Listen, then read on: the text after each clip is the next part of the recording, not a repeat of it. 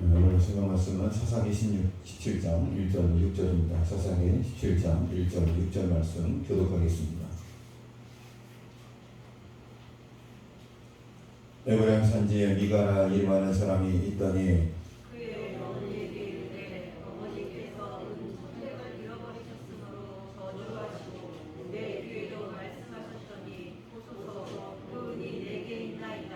내가 그것을 가졌나이다 하니 그의 어머니가 이르되 내 아들이 여호와께 복받기를 원하노라 하니라. 미가가 은천백을 그의 어머니에게 도로 주매 그의 어머니가 이르되 내가 내 아들을 위하여 한 신상을 새기며 한 신상을 구워 만들기 위해 내 손에서 이 은을 여호와께 거룩히 드리노라. 그러므로 내가 이제 이 은을 내게 도로 주리라. 미가가 그 은을 그의 어머니에게 도로 주었으므로 어머니가 그 은 200을 가져다 은장새기에 주어 한 신상을 새기고 한 신상을 구워 만들었더니 그 신상이 미가의 집에 있더라. 그 사람 미가에게 신당이 있으므로 그가 에봇과 드라빔을 만들고 한 아들을 세워 그의 제사장으로 삼았더라. 그때에는 이스라엘에 왕이 없었으므로 사람마다 자기 소견에 오른 대로 행하였더라. 아멘. 할렐루야. 네, 앞뒤 양면 성도로 인사하겠습니다. 한 주간 평안하셨습니까? 잘 지내셨습니까? 반갑습니다. 고맙습니다. 저는 그때 병원에 혼자 있었습니다. 예전에 수술받은 심장 내 우회로가 내려앉았다는 말을 듣고서 억장이 무너진 저는 절망의 수렁 속으로 빠지고 있었습니다. 그런 충격 속에서 본능적으로 기도하기 시작했습니다. 심장 수술을 받았어요. 협심증, 관상동맥 질환으로 발생할 수 있는 급성 심장마비 위험을 줄이기 위해서 실시하는 수술입니다. 환자의 몸에서 다른 곳에서 그 혈관 일부를 떼어내서 심장에 그 막혀 있는 부분을 이어주는 그런 수술입니다. 이런 그 우회로 수술은 일반적으로 많이 하는 그런 수술입니다. 그런데 2달도 되지 않아서 다시 문제가 생겼어요. 하나님, 어떻게 이럴 수가 있나요? 심장 우회로 수술을 받은 지 얼마 안 되었는데 불과 2달도 안 지났는데 이게 뭡니까? 저는 엉엉 울고 싶었지만 주위에 다른 환자와 간호사가 있었기에 애써 울음을 삼켰습니다.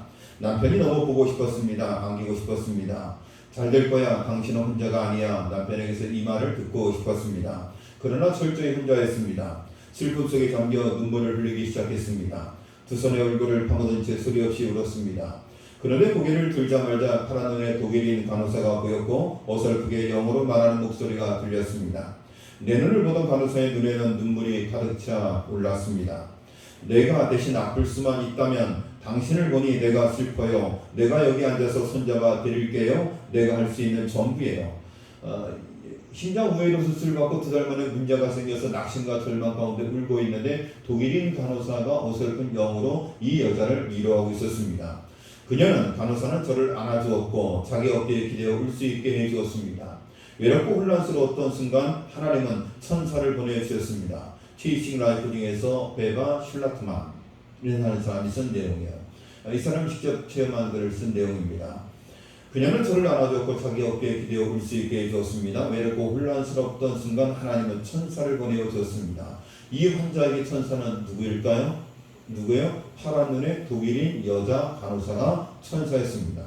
사랑하는 시동계 성도님 여러분, 여러분도 비슷한 천사를 만나본 적이 있습니까? 여러분 혼란스럽고 힘들 때, 정말 펑펑 울고 싶을 때, 여러분을 그냥 안아주고 어깨에 기대어 울 수 있도록 어깨 한 자리를 내놓아 줄 수 있고 같이 울어주며 아파했던 여러분의 마음을 위로해 주었고 힘이 되어 주었던 여러분 천사를 만난 적이 있으십니까? 혹시 여러분은 누군가에게 그렇게 힘든 사람들에게 어깨를 내어줄 수 있는 천사의 역할을 감당해 보신 적이 있습니까?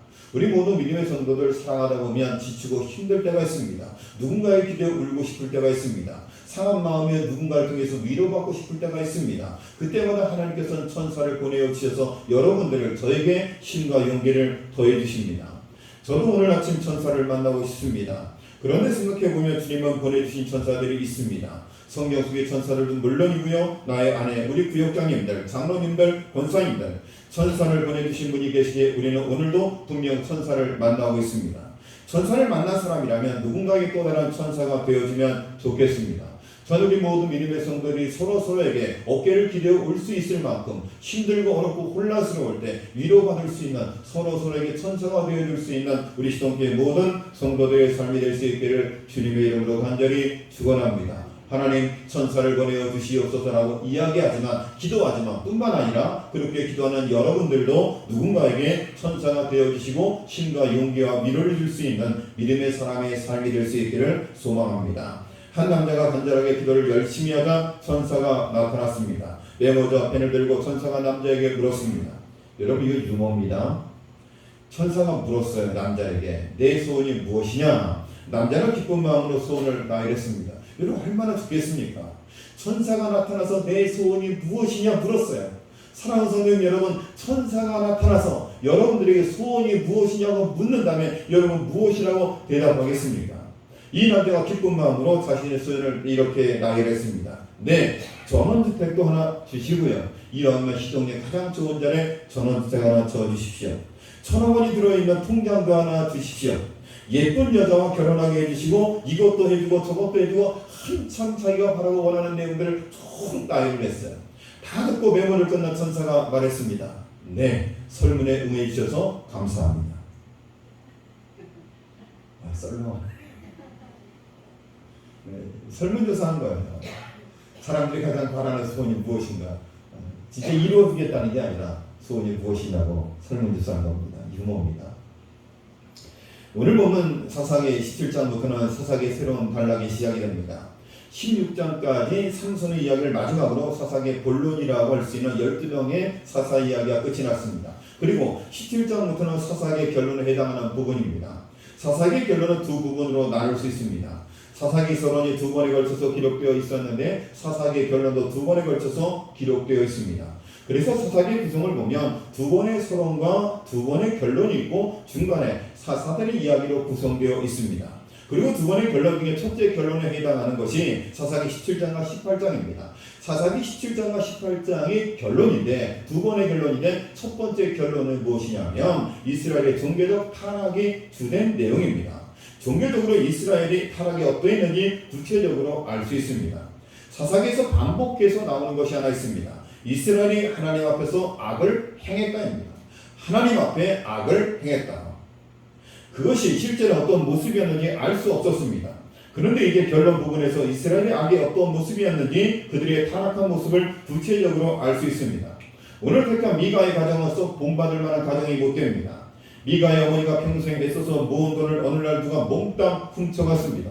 잃어버린 돈이 1,100냥이라고 기록하고 있는데 이게 적은 돈이 아닙니다. 10년 동안 입지도 않고 먹지도 않고 아끼고 모아야지 모을 수 있는 돈이 바로 1,100냥이었습니다. 얼추 계산해 보면 지금의 돈으로 약 3억에서 4억 정도 됩니다. 여러분 생각해 보십시오. 내가 먹지도 않고 입지도 않고 열심히 돈을 모았습니다. 3억에서 4억을 모았습니다. 그런데 어느 날 그 3억과 4억이 다 날아가 버렸습니다. 여러분 같으면 어떻게 되겠습니까? 어떻게 이렇게 큰 돈을 모았을까? 악자까지 돈을 벌고 차곡차곡 쌓아놓기만 했을 것입니다. 여러분 돈을 버는 방법은 뭐예요? 벌고 안 쓰면 돈을 버는 거예요. 돈 벌고 안 쓰면 버는 거예요. 돈 벌고 쓰면 못 모아요. 여러분 부자는 돈을 잘 안 씁니다. 돈이 많은 사람이 잘 쓸 것 같지만 잘 안 써요. 주변의 목사님들도 보면요. 빚 있는 사람이 돈을 더 잘 써요. 어려운 사람들이 돈을 더 잘 써요. 여러분 큰교회 목사님들하고 돈이 넉넉한 게 아닙니다. 그런데 보면 돈을 쓰는 사람이 쓰는 거예요. 오늘 라디오에서 노래가 흘러나옵니다. 도나 돈. 이 영어 팝송이에요. 그런데 이 말이 어떻게 들렸냐면 돈을 들렸어요. 미가의 어머니도 항상 돈하면서 살았을 것입니다. 이렇게 모은 피 같은 돈을 누가 뒤에다 쓸어갔으니 얼마나 허망했겠습니까? 어머니가 속이 상해서 그 도둑놈에게 무서운 저주를 퍼부었습니다. 그런데 알고 보니까 돈을 훔쳐간 사람이 누구예요? 자기 아들 미가였습니다. 할렐루야. 여러분이 3억을 모았는데 홀랑가 훔쳐갔어요. 그런데 그 도둑놈을 향해서 막 저주를 퍼부었는데 알고 봤더니 엄마 제가 훔쳐간 거예요. 그러면 우리 김삼복 권사님 어떻게 하겠어요? 당연히 반 죽여놔야죠. 어머니가 뼈 빠지게 모은 돈을 훔쳐갔어요. 도둑놈이에요. 이 도둑놈은 그냥 뒤지게 빼야 돼요. 반 죽여놔야 돼요. 아들은 어머니들을 훔치고 어머니는 아들이 그런 줄도 모르고 저주와 욕을 쏟아냈습니다. 이 집안은 완전히 콩가루 집안입니다. 오늘 본문을 묵상하면서 미가의 가정에 무엇이 빠졌길래 이렇게 콩가루 집안이 되었는가? 첫 번째, 이 가정에 빠진 것은 기도가 빠졌습니다. 어머니가 잃어버린 돈을 찾게 해달라고 하나님께 간절히 기도한 대신에 어떻게 했어요? 도망간 놈을 저주했어요. 우리가 어떤 시련과 어려움이 닥쳤을 때 하나님 앞에 먼저 엎드려 기도해야 되는데 이 미가의 어머니는 먼저 저주를 쏟아내었습니다. 고 이건희 삼성그룹 회장이 2002년 이런 말을 했습니다. 한 명의 천재가 1만 명을 먹여 살린다. 0.001%의 천재가 99.999%의 사람들을 먹여 살린다는 주장입니다. 당시 이 말과 함께 천재 경영이 화두가 되었습니다. 여러분, 고 이건희 회장님의 천재 경영론이 여러분 일면 일리가 있습니다.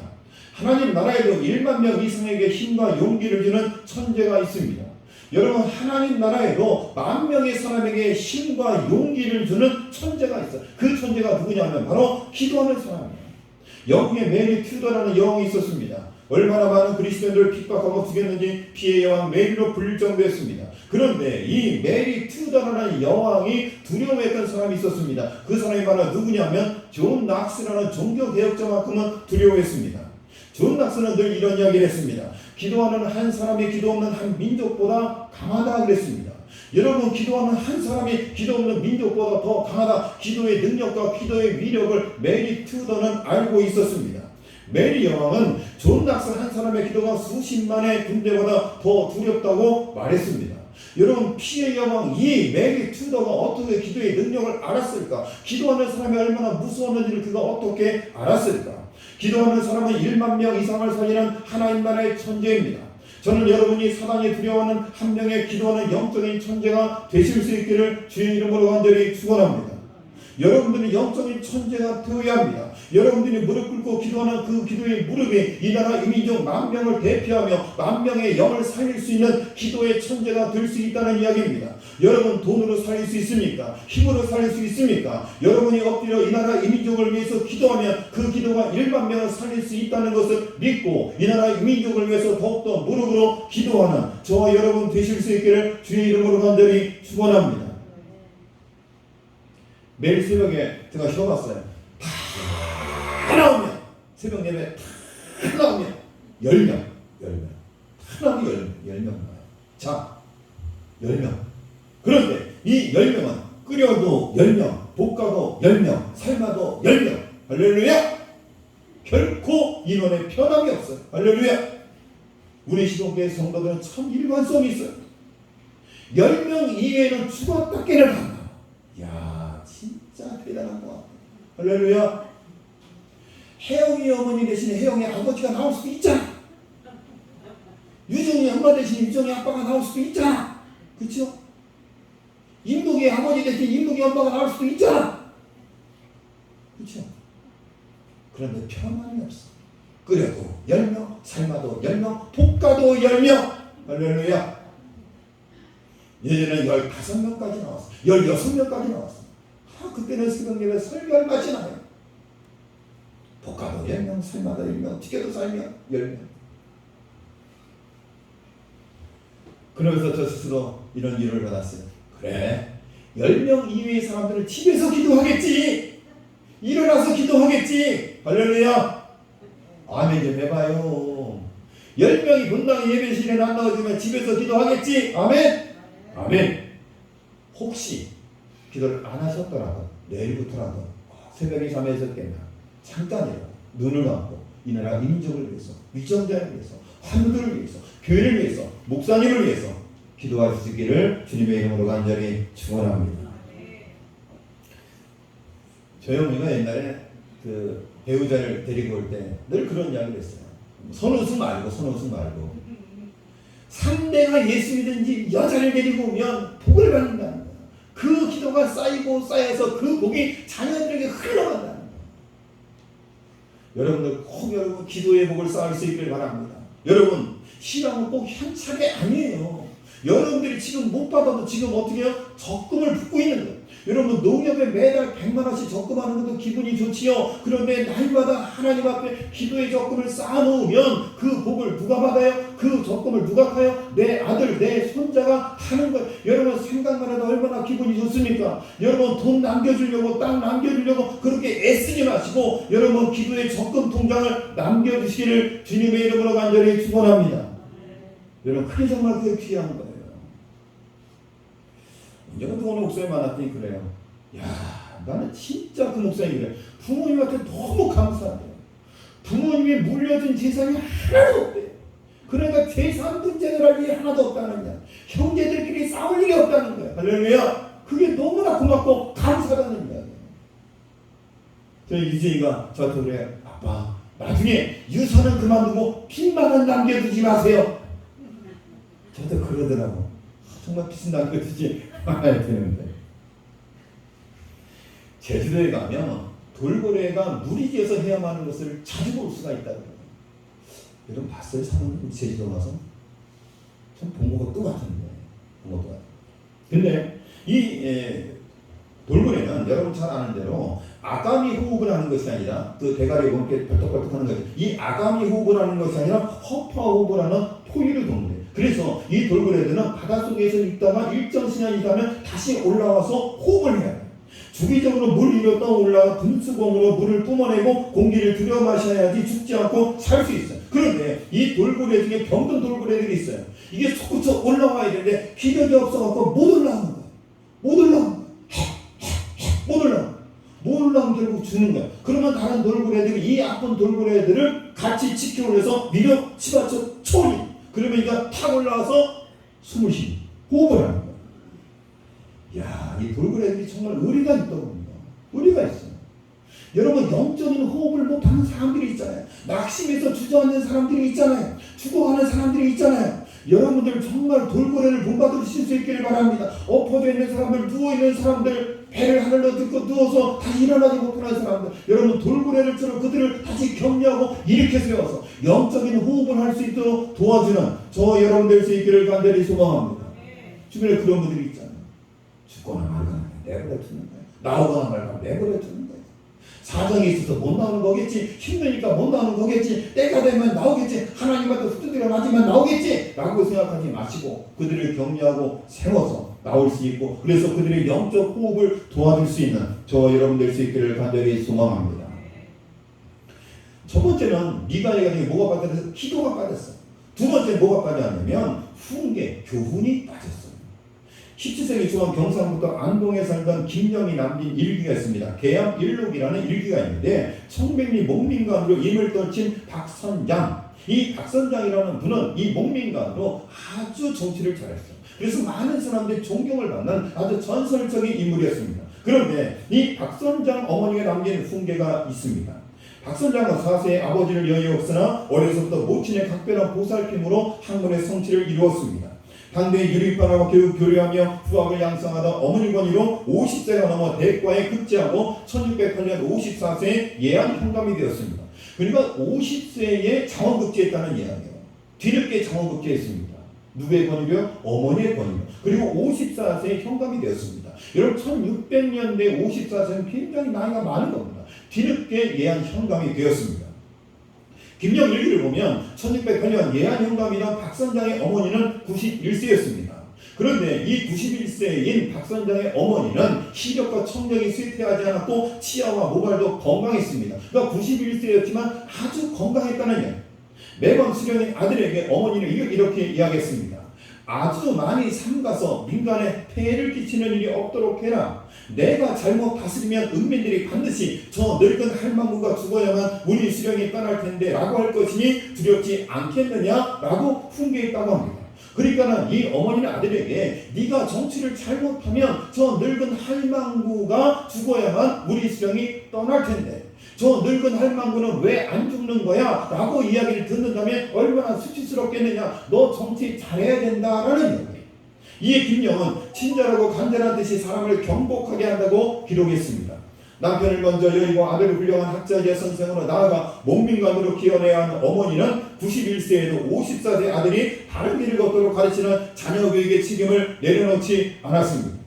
여러분 91세 어머니가 94세의 예한 형감에게 가르치는 거예요. 교훈하는 거예요. 제가 이 글을 보면서 제가 반성을 했습니다. 86세 어머니가 55세의 저에게 교훈할 때 어떻게 들어야 되겠어요? 어머니 잘 듣겠습니다. 마음에 새기겠습니다. 꼭 그렇게 하겠습니다. 그래야 돼. 그런데 저는 엄마가 뭐라고 다 알아 엄마 나도 알아. 나도 나이가 55개야 55개. 그랬단 말이에요. 그래서 제가 이 글을 보면서 회개했어요. 다음부터 우리 어머니께서 말씀하시는 어머니 제가 듣겠습니다. 제가 가슴에 새기고 꼭 그렇게 실천하겠습니다. 라고 제가 마음에 다짐을 했습니다. 빠른 출세와 부귀공명을 쫓는 것보다 사람으로 올바르게 살아가야 하는 도리를 최우선으로 삼았으니 이 어머니의 가르침은 지금 이 시대 가정교육에 시사하는 바가 매우 크다고 할 수 있을 것입니다. 사무엘상 3장을 보면 엘리 제사장의 이야기가 나옵니다. 그는 훌륭한 제사장이었지만 자녀를 엄격하게 훈계하지 못한 죄로 인해 결국 하나님께 버림받는 결과를 얻게 됩니다. 내가 그 집을 영원토록 심판하겠다고 그에게 이른 것은 그의 아는 죄악을 인함이니 이는 그가 자기 아들들이 저주를 자청하되 금하지 아니하였음이니라. 사무엘상 3장 13절 말씀. 결국 그 사람은 자녀 훈계를 등하시한 이후로 온 집이 하나님의 심판을 받게 된 것입니다. 본문으로 돌아와서 그 다음에 일은 더욱더 가관입니다. 아들이 훔쳐간 돈을 내려오니까 어머니가 그 돈으로 우상을 만들어서 집안에 들여놓자고 제안합니다. 참 기가 막히지 않습니까? 엄마가 돈을 잃어버렸어요. 그리고 도둑놈을 저주했어요. 알고 보니까 아들이었어요. 아들이 훔쳐간 돈을 내놓으니까 어머니가 아들에게 야, 이 돈으로 우상을 만들어서 집안에 들여놓자고 제안했어요. 그러니까 이 아들 녀석도 엄마 좋네요. 그리고 두 사람이 같이 뜻을 합심해서 가정에 우상단지를 들여놨어요. 우상숭배의 죄가 무서울까요? 도둑질의 죄가 무서울까요? 여러분 하나님의 우상숭배하는 죄가 무거운가요? 도둑질하는 죄가 무거운가요? 여러분 우상숭배가 더 무거운 죄예요. 사사기 17장의 이야기는 단지파가 블레셋 평야에서 북쪽에 있는 단으로 이동하는 문제와 관련이 있습니다. 특히 사사기 17장 1절로 6절은 미가가 자신을 위해 신상을 만들고 자기 아들 중 하나를 제사장으로 세우는 것을 기록하고 있습니다. 이것은 그 당시 사람들이 개별적으로 자유롭게 우상을 만들고 또한 제사장도 자기들 마음대로 세울 정도로 이들의 신앙이 타락했음을 보여주고 있습니다. 그러니까는 집안마다 우상단지를 만들어 놓고 제사장을 자기들 마음대로 임명할 수 있는 거예요. 지금으로 이야기하면 목사를 아무나 세워놓는다라는 이야기예요. 그래서 사사기 17장 6절에서 그때는 이스라엘에 왕이 없으므로 사람마다 자기 소견에 오른 대로 행하였더라라고 기록하고 있습니다. 여러분 첫 번째 미가의 가정에 빠진 것은 뭐가 빠졌어요? 기도가 빠졌어요. 두 번째는 훈계가 빠졌어요. 마지막으로 세 번째 미가의 가정에는 하나님이 빠졌어요. 오늘 말씀에 보면 미가의 이름이 모두 5번 나옵니다. 여러분 한글 성경에는 모두 5번 미가라고 기록이 되어 있는데요. 여러분 히브리어 성경이 기록되는 그 당시 언어로 살펴보면 이 5번의 미가의 이름이 조금 다르게 기록되어 있습니다. 여러분 미가라는 이름이 본래 미카예후 한번 따라하겠습니다. 미카예후. 여러분 미카예후가 원래 이름이에요. 여기서 예후는 하나님이에요. 이 이름의 뜻은 뭐냐면 미가예후의 이름의 뜻은 뭐냐면 누가 하나님과 같으랴. 여러분 얼마나 이름이 은혜가스럽습니까? 여러분 누가 하나님 같으랴? 이 세상에 하나님 같은 것은 없다. 그것이 미카예후의 이름의 뜻이었어요. 미가 이름의 뜻이었습니다. 성경에는 모두 미가라고 번역되어 있지만 여러분 히브리어로 보면 나중에는 어떻게 되어 있냐면 미카라고만 기록되어 있어요. 다시 말하면 예후 하나님이 빠져 있다는 이야기. 우상을 그 집안에 들여놓고 나서 미카 예후에서 예후가 빠졌어요. 다시 말하면 하나님이 빠졌다는 이야기. 우상을 들여놓으니까 하나님이 떠났어요. 여러분 미가의 가정에 우상단지가 들어오고 나니까 하나님의 영광 하나님의 영이 사라져 버렸다는 이야기. 여러분 그 가정에 뭐가 빠졌어요? 기도가 빠졌어요. 하나님의 교훈이 빠졌어요. 그리고 하나님이 없어요. 여러분 하나님이 없으면 다 없는 거예요. 하나님을 잃으면 모든 것을 다 잃는 것이 됩니다. 하나님을 얻으면 다 얻은 것이 됩니다. 여러분 돈을 잃으면 하나님이 채워주십니다. 건강을 잃으면 하나님이 회복시켜 주십니다. 그러나 하나님을 잃으면 누가 그 가정을 다시 일으켜 세워줄 수 있습니까? 그러므로 하나님을 절대 놓치지 마시기 바랍니다. 여러분의 가정이 미카 예후의 가정이 되기를 바랍니다. 누가 하나님과 같으랴? 저는 우리 시동교회 모든 성도들의 가정에 기도가 있기를 바랍니다. 그리고 하나님의 영광이 있기를 바랍니다. 하나님의 교훈이 있기를 바랍니다. 여러분 그 세 가지가 빠지지 않는, 그래서 미가의 가정과는 다른 그 세 가지가 충만해서 하나님께 귀하게 쓰임받는 믿음의 가정 될 수 있기를 주님의 이름으로 간절히 축원합니다. 하나님 아버지, 저희가 하나님을 중심에 모시고 살게 하시고 모든 일을 하나님의 뜻에 따라 행하게 하여 주옵소서. 또한 재물에 대한 욕심에서 벗어나게 하여 주옵소서. 하나님을 이루며 모든 것을 이룬다는 것을 알게 되었습니다. 절대 주님을 놓치지 않는 우리 모든 믿음의 성도들의 가정이 될 수 있도록 인도하여 주옵소서. 이 모든 말씀 예수님의 이름으로 기도드렸습니다. 아멘. 다 함께 찬송가 358장 찬양하겠습니다.